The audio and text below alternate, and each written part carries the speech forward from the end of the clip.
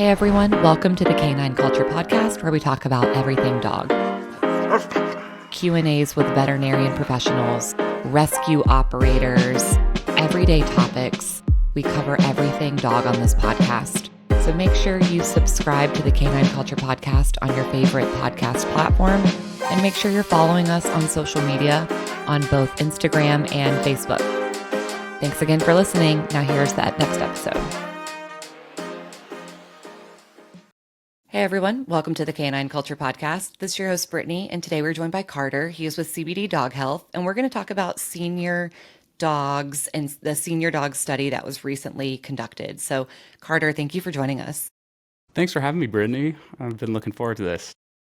So, this one's kind of fun for both of us because not only were you part of the study as far as like who conducted it, I was one of the people on the other side because I have a senior dog with... Aiden. We've got a senior dog with like doggy dementia. I'm just going to call it that. That's the scientific term, by the way, for anyone wondering. It's doggy dementia. And so we got to be a part of it. We got to experience the study. And even prior to the study, we had been using CBD Dog Health products. And post-study, we are still exploring those. So would love to share with everyone like exactly what we did, what we found in the study. So before we do all that, let's get a little intro on you and what you do at CBD Dog Health. Sure. Well, I mean, my career with CBD Dog Health and MycoDog really started about 6 years ago when I first met Angela Artolino, who's the founder and formulator behind both brands. And we met kind of serendipitously through friends at her rescue, Fireflake Farm, and kind of became fast friends. We both had this passion for functional medicine and for animals. I come from a family of veterinarians and have had a dog in my arms since I was a kid. And so I got to go to this place in the woods where there were 15 to 20 senior dogs and pigs and goats and chickens and geese. It was like this whole menagerie, and see firsthand a really different perspective on pet health, the way that Angela was using not only functional medicine tools like hemp extract and mushrooms, but species appropriate feeding. Who knew? Right. Real whole foods and proper stimulation and exercise and individualized strategies for each of these dogs' care. And they were often coming to us in really dire straits. So she really kind of tailored her approach to each one in a really unique way. And that was, just a real alignment of passions. And so she created this role for me at the company to really be in charge of the education, research, and sort of like translation of the science behind all of these modalities for the average pet parent as well as for our veterinary community. So I've got to work, with vets across the country who are using hemp extract and mushrooms and talk to pet parents to be able to lecture and really just get nerdy about the science of cannabis medicine and mushrooms and herbal medicine. So, my job kind of has been to learn and then tell people about, what good science is and why these things work the way that they do. That's like my dream job. So if you ever retire, just like let me know. I'm happy to slide in. We need more educators, and also you're doing it. Like that's why I was so excited to be here today. Yeah, I love to share this because I think this idea of functional medicine, a lot of people hear it and they're like, oh, that's not for me. And they immediately just shut down, dissociate. Or they hear it and they're like, oh, that's really woo-woo. There's no real backing. There's no real like medical or scientific kind of background to it. And it's like, no, that's not true. And I think we're seeing that more and more. Human medicine, dog medicine. And I think a lot of the work you guys are doing, especially what we're going to talk about today, I think is going to be so helpful for so many dog parents or even just general pet parents. So my kind of perspective on it is like, you may say that it's not for you, but your body is part of a lineage of species who for millennia, for millions of years, have evolved alongside these different natural medicines. Mm-hmm. And look at the way that our dogs have, or our dogs are wild kind of creatures of all kinds, have this way of self-selecting medicine in nature. Mm-hmm. We are more far removed from our natural kind of therapeutic sense than we've ever been, but that's still there. And so I really kind of like, try to reassert to people that this isn't some new like woo woo thing. Right. This is a return to normal. This passion for natural medicine, this has always been here. We have always used what is around us, and that has been the first thing that we go to. This is the original medicine. This idea now that we let the wheels fall off and then we use these supercharged compounds that have been made in a sterile lab in order to put it back on the road, like that's new. So Mm-hmm. this is a return to tradition and to what is really available all around us. Right. So let's talk about the senior dog study. And so tell us the basis of the study, and then we'll jump into findings, we'll jump into all of that, but kind of give a little background on it. Yeah, I mean, so the study really it goes back to what we saw on the rescue, all these different dogs with different conditions. And, some of the cases that were most challenging were these ones where we didn't have the answers for them. There were so many things that we could work on and very quickly see results, arthritis, different seizures and neurological things. But then, Angela talks about like we had this one dog, Daisy, and she came to us in like disastrous shape. Mm-hmm. And by the end of 6 months, she was doing so much better.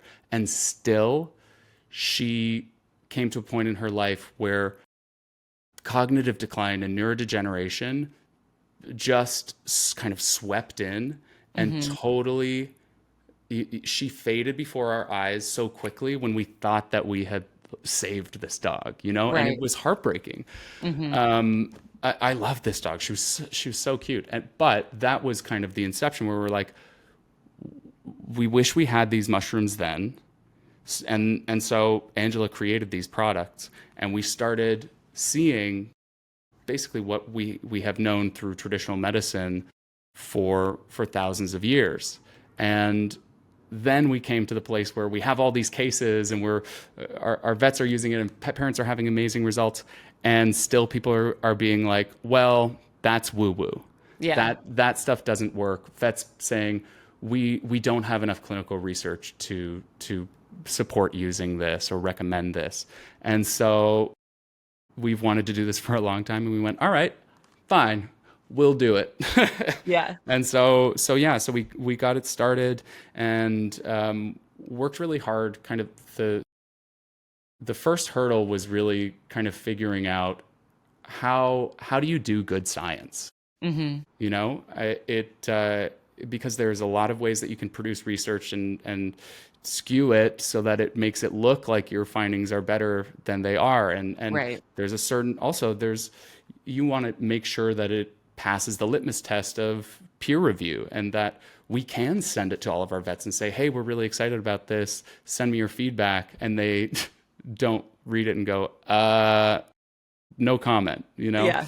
Yeah. So we found this vet. I met this vet at a vet conference that I was working at, and he has been studying cognitive dysfunction in dogs for quite a long time, has a number of peer-reviewed studies published, has worked in the industry for 20 years, and his company is called the Veterinary Health Research Centers, Dr. Joel Ehrenzweig. And so Joel and I got to work just designing this study, the first of its kind, looking into how mushrooms and adaptogenic herbs in the right combination can be used to really help our senior pets that are experiencing cognitive decline, discomfort, fragmented sleeping, greater Mm-hmm. agitation through their kind of their days and difficult nights. And learn how to quantify that in a way that really supported what all we knew from our subjective experience and from all the people that had already started trying Clarity, the product that we studied in this. Hmm.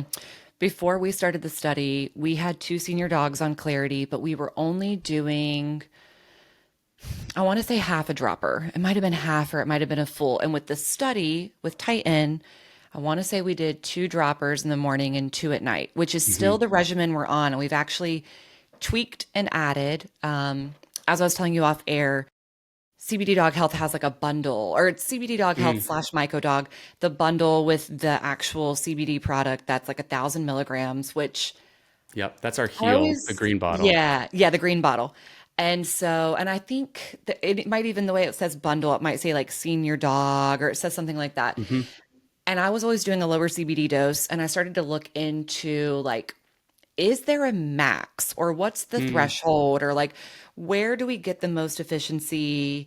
How do we keep the endocannabinoid system kind of in balance and always have like CBD on stock, so to speak? Right. And Yeah. so what we did post study was increase our CBD dose, and along with that clarity has made a very big difference. So Yeah. for anyone listening, for the cognitive health issues that we're kind of talking about, and I don't want to call it an issue. I mean, they're issues, but I don't want to give a negative connotation. They're still our little babies. But for Titan, it was very restless sleep. Like he would get up and just kind of pace, like kind of like, sundowning. He Mm. would just roam around aimlessly. And especially at night, it was almost like he didn't know where he was, what he was doing. He was getting much more agitated at every little thing. If breakfast was late, if one of his brothers hit him with a toy, if I didn't open the door within 3 seconds of him going to it. And so we were seeing kind of those cognitive health declines. And so that's why we were really interested in the study. And it's even made me look into like lion's mane, chaga, all of that for myself, Yeah. and still trying to figure out like what's going to work for me and for my health. And so let's start talking about the Clarity product and what's Yeah. in it. And let's talk about what's in it and kind of what each thing does. And I know they do so Sure. much, but let's jump into that. Yeah, I mean, what you said is so on point, and it about describing Titan, his impatience at when he's going to be fed, and it just reminds me how much overlap there is in human Yeah. cases of cognitive decline. Like Yeah. that frustration, I see it in my own family. I have a family that has a history of dementia and Alzheimer's, and I mean, if there was a product out there that I would be giving my dad, it might it might start with a C and end with a Larity, um, because I know that the ingredients that are going into it are exactly what an aging brain needs Hmm. to have that regenerative ability, to have that reparative and restorative quality, in order to help dogs that are at any stage of that Hmm. cognitive decline. So Titan was one that was kind of more on the early side of Hmm. this. But we had dogs all throughout the different phases. And what is so special about this formula is that's kind of something else you touched on. You added CBD, and the two of them together worked even better. Part of Hmm. the formulation of Clarity really plays into that same concept of synergy Hmm. between these herbs and fungi. When you add them together, they are stronger than just the sum of their parts. So they really boost each other's effect. They have this kind of natural, kind of symbiotic relationship to one another. And so that's why the different mushrooms that are in Clarity are chosen there as kind of components of a greater whole. Hmm. So, yeah, so what's in there? I mean, number one, the thing that people are going to recognize is lion's mane. I've Hmm. got if you're watching on the video side, this is a dried lion's mane mushroom. It kind of looks like a cross section of a brain. You'll see, like if this is the brain stem and these are the little tendrils, as often things do, carrots for your eyes and walnuts for your brain. But lion's mane really is known for its neuroprotective and nootropic properties. So neuroprotective, protecting those nerve connections in the brain and central nervous system, and nootropic, meaning the ability to create new neural pathways and to create new neurons in the brain. Lion's mane is just fantastic for any brain, but specifically for our old dogs, where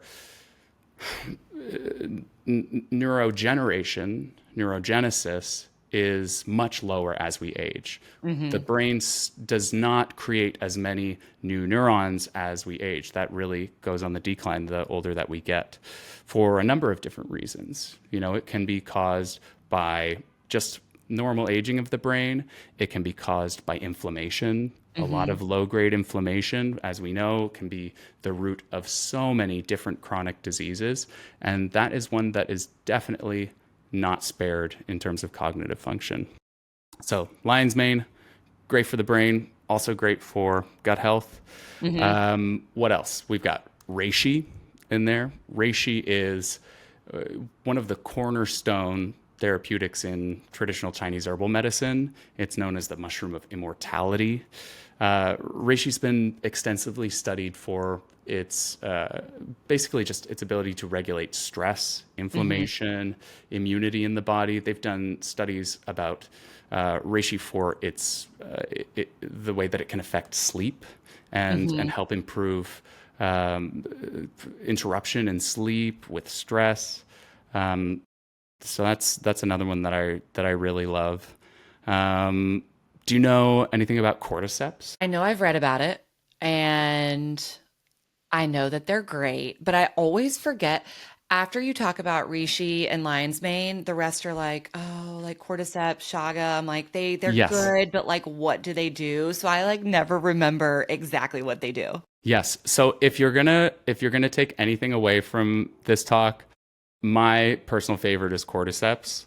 Okay. It is such a fantastic little fungi. It's a parasitic fungus that grows on a host and has some really unique properties that you're not going to find in lion's mane or reishi. And one of the things that is so beneficial for senior dogs is cordyceps really helps with blood oxygenation. So for the brain to have the ability to have just higher oxygenation in the blood that is circulating really just kind of opens things up energetically. Reishi is also, oh my God, I keep saying reishi. Cordyceps is also known for the way that it affects the function of our cell's mitochondria. So maybe you remember from high school science class, the mitochondria is the powerhouse of the cell.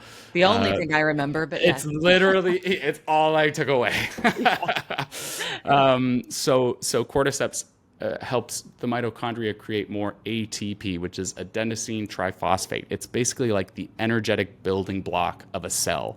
So creating this sense of vitality and energy from the ground up, truly from a cellular level up. And so that's, we both want the calming, anti-stress, better sleep, but then we want vitality during the day. It's about that balance of circadian rhythm. We don't just want chill all the time, rest all the time. We want vigor and then appropriate rest. So those are the three main mushrooms that are in Clarity. And then we also have two other adaptogenic herbs that are in there. The first one that you may be familiar with is ashwagandha, really important in Ayurvedic medicine and other Eastern traditions. Ashwagandha is another one that is really about controlling stress, has been shown through numerous peer-reviewed studies in dogs as well to help to manage cortisol in the body, the stress hormone. And then the other herb that we have is bacopa monieri, which is sort of a more novel herb for a lot of people, but has been also studied both in animals and human models for its cognitive benefits, its ability to help with sleep and memory. So it's another really powerful nootropic brain herb. And the five of those different elements combined together just really gives kind of a laser focus on this specific set of conditions that have to do with cognitive decline. Yeah, it's such a great formula that I'm almost surprised, and maybe there is one. I haven't seen it. I'm surprised there isn't one for humans. Like, Hmm. granted, we could probably take the clarity, Yeah, I probably. can't say that, but and Right, that's right, right. definitely not the one that I would give to my dad. Um, Although, like, if he were to be taking it, he would probably do like 2 droppers in the morning and 2 at night. Right. Similarly, yeah, Yeah. that's But I'm just so surprised with all of the companies that are trying to jump on the wellness bandwagon, if you will, yeah, and trying to make a quick buck. And but the thing is, to do it correctly, I mean, yeah. what's the Most of cost them do it benefit? so badly, Yeah, yeah. unfortunately. Like There's that. it's kind of pitiful because you don't have to dig too far and ask them too many questions before it just starts unraveling. Right. Because it's really complicated, and there's a reason that sort of the gatekeepers of these medicines are, you know, very traditional in the way that they work, while still, you know, holding up to contemporary science. But there's a lot of different elements that go into growing mushrooms for therapeutic use that you know, a venture capitalist who sees a boom in mushroom sales, who's just looking to white label a quick product, Hmm. they're not going to know that a mushroom like chaga needs to be grown on its native substrate, live birch bark. Mm-hmm. If you grow it on oats or rice, it is not going to have any of those necessary chemical compounds that are only present in a birch tree, which are then transformed into those bioactive molecules that make chaga an antioxidant powerhouse. Great for gut Hmm. health, great for gastric cancers, especially. So, you know, that the extraction processes, the different light and water, the qualities of the growing environment, the way that it is at the end of it palatable, so that pets Right. actually want to take it.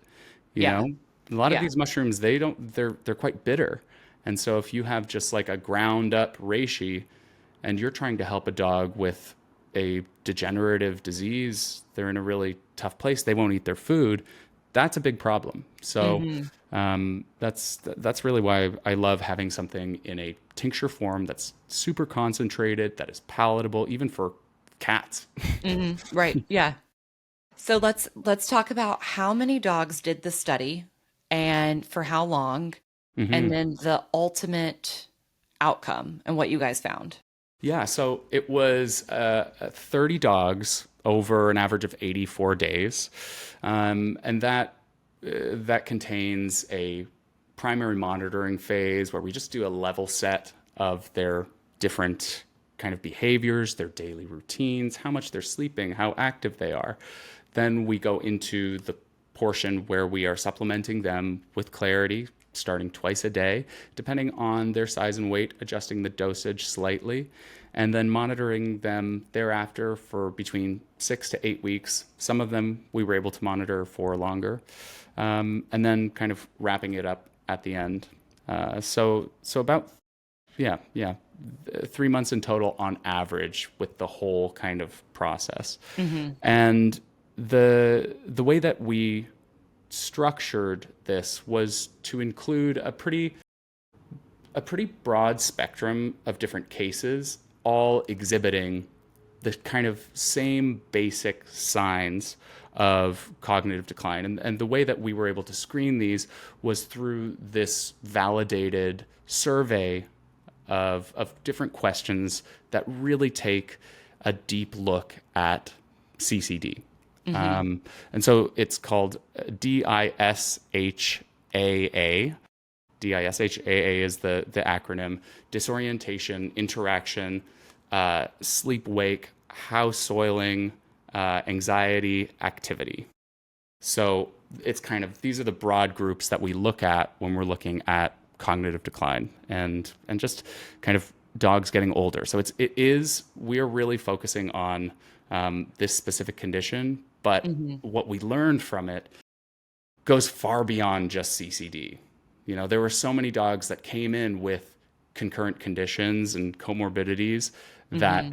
were, you know, not just affected in these kind of narrow scope of what they were experiencing, but had a broad range of different benefits that we wouldn't have known had we not been studying them so closely. So yeah, we narrowed down our cohort. In the end, we had 30 dogs that went through this study that both in a at-home setting like you had with Titan across the country, in different income brackets, so different climatic regions, different foods that they were eating, all between kind of the same age though. I think our youngest dog was 8 and our oldest dog was 17. And yeah, it was really important to us that the way that we measured this was not only with this subjective data, this survey, the DISHAA framework for measuring CCD that we had our participants fill out every week ongoingly throughout the process, but that we also had objective data points that we could match up to those more human subjective reports from the pet parents, which I don't want to discount. They're really important.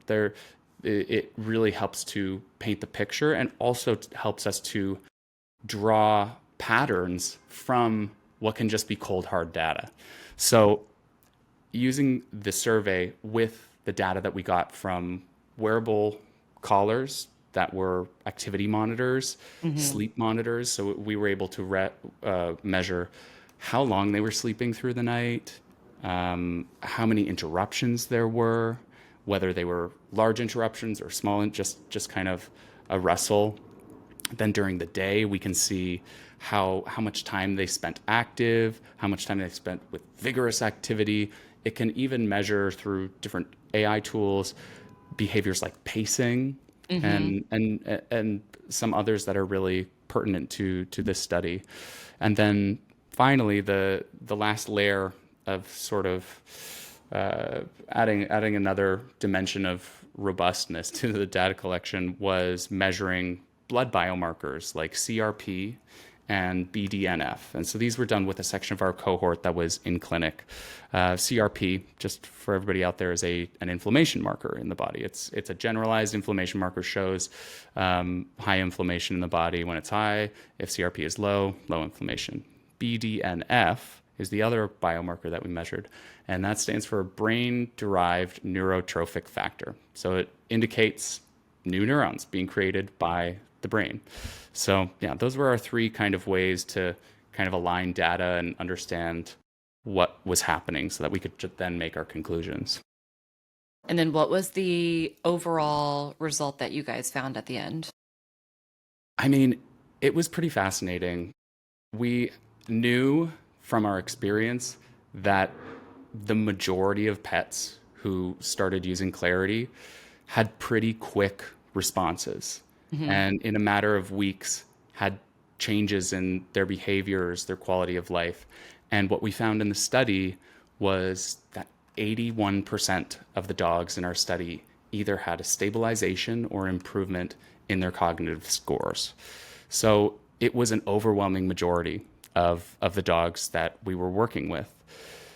I couldn't be happier. That was like, that confirmed so much of what we knew, again, from tradition and from our own experience, to be able to say, okay, great, the data stands up, was a gift. Yeah. I think it's such a great study, and I'm really hoping, like, through this episode, through a lot of what you're doing right now, like, we can really get this out there to pet parents. Because even when we were in the study, I would meet people and they're like, oh, my dog's older, she's not sleeping at night, or she's pacing, or all of those different things. And I would be like, oh, have you heard of Clarity? And they were like, what is that? And rather than mess it up, I always just pull up the link and show them my phone. And they were like, I don't know, like, let me ask my vet. And that's a small barrier right now, maybe a big barrier, because a lot of vets either are unaware of this, or, you're kind of in your own little bubble. You're in your own little echo chamber. And so if you're always prescribing, Adequan, Apoquel, something like that, and you're always that's what you're prescribing, you might just kind of stay there depending on your vet practice. Or better Yeah. yet, I mean, we've seen vets where when I started to notice cognitive decline, they were like, well, nothing you can do about it. That's just aging. And, and quite frankly, same with human doctors. We know plenty of our parents, grandparents, aunts, and uncles who slowly progress into dementia or Alzheimer's. They go to the doctor and they're like, yeah, it's just getting older. And it's like, no, like there are solutions. Like there's functional medicine solutions. There's Hmm. real ingredients, real things between the mushrooms and the adaptogens that we could be doing to kind of not only stop things in their track, but even kind of reverse them. Hmm. I Yeah. read this. Honestly, I'm sorry. Go Go ahead. ahead. Go ahead. Well, I was going to say that was a through line within the study that was so overwhelming. How many people came to us and said, I went to my vet and I asked if there was anything that I could do for this, and they Yeah. said no. And Yeah. then I saw something on social media, seeing if we wanted to submit. That I would say that 80% of the people that I talked to Hmm. said the same thing. And so that's why we're doing this research, so that we're going to yell it from the mountaintops that we have this data now. And so maybe the next time a client comes into a vet office with CCD or something similar, or even they're just an Hmm. old dog that's uncomfortable and irritable and not sleeping well, that they go, oh, wait, I read about this clinical study about Hmm. medicinal mushrooms. And even if they don't find clarity, even if that just spurs them to go, maybe I need to learn a little bit more about mushrooms so that I can talk to my clients about it. That's a Right. win, you know? Yeah. That the Absolutely. that somebody who has a dog thinks, hey, I heard about that study my friend talked about. I'm going to try it with my dog, or I'm Hmm. going to try it for myself. I'm feeling a little foggy. Yeah. That's the reason. Yeah. So I read something, and I don't know the veracity of it, and I didn't find the actual study. It was, oh gosh, I forgot what journal it was in. It was like a summary of a study.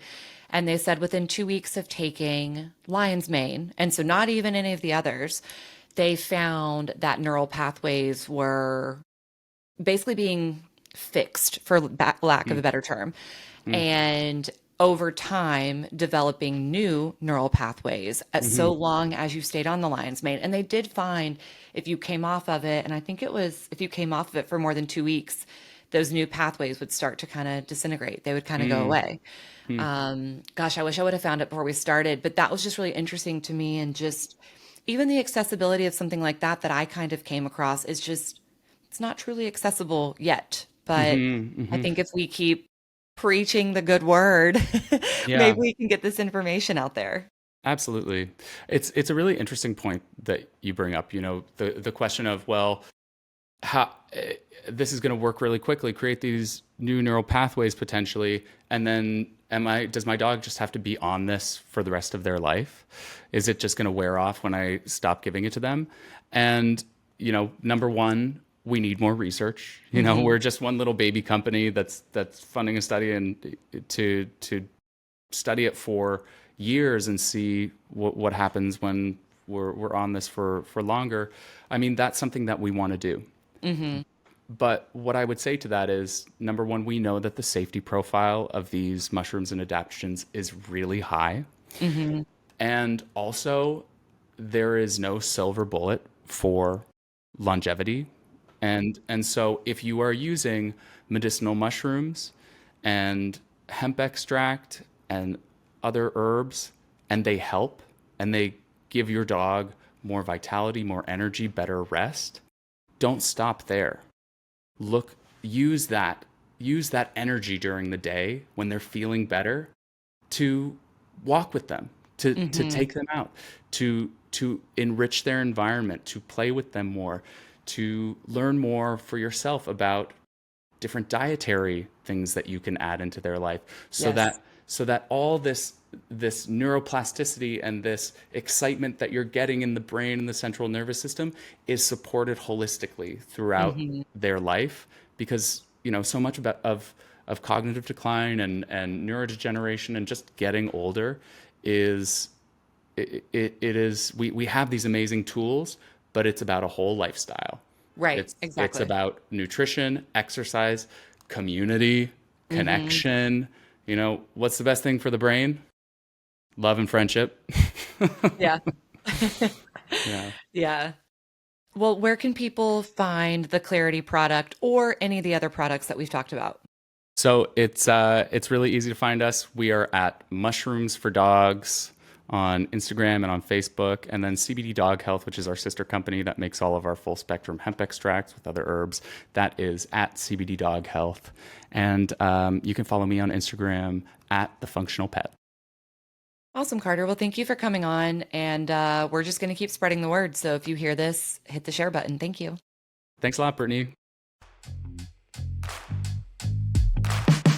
Thank you for tuning in to the Canine Culture Podcast. Please make sure you subscribe to the Canine Culture Podcast on your favorite podcast platform, and make sure you're following us on social media. If you have any recommendations, any topics that you'd like to hear, if you know of any guests that would be good for the show, or if you yourself want to be a guest, please reach out to us. Send us an email at canineculturepodcast@gmail.com or send us a direct message on social media. Thank you for listening, and please share this with any of your dog-loving friends.